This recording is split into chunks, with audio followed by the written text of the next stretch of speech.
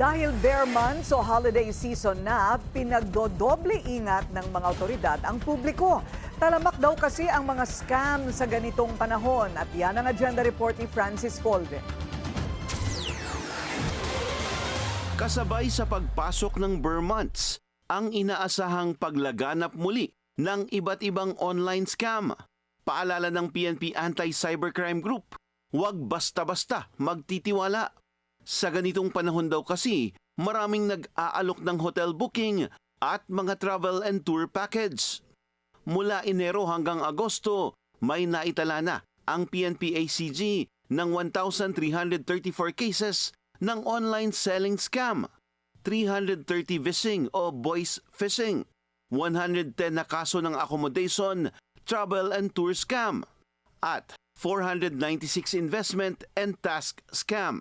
Sa mga kababayan po nating nabibiktima ng cybercrime or online scam, huwag po kayong magdalawang isip na lumapit sa PNP Anti-Cybercrime Group or tumawag ng 911 para sa agarang aksyon. Babala rin ng PNP ACG, huwag mag-click sa mga link para umano mag-update ng debit o credit card details. Ganito rin ang paalala ng Department of Trade and Industry. Dapat alam din daw ng publiko ang mga red flag sa mga transaksyon, tulad ng hindi klaro ang presyo at description ng produkto.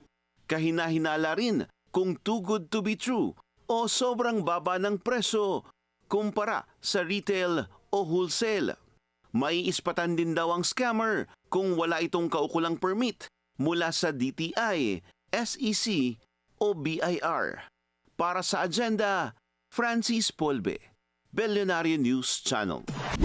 Manatiling nakatutok sa Billionaire News Channel. Sumubaybay sa aming social media accounts at mag-subscribe sa aming YouTube channel para sa mga bago at eksklusibong balita.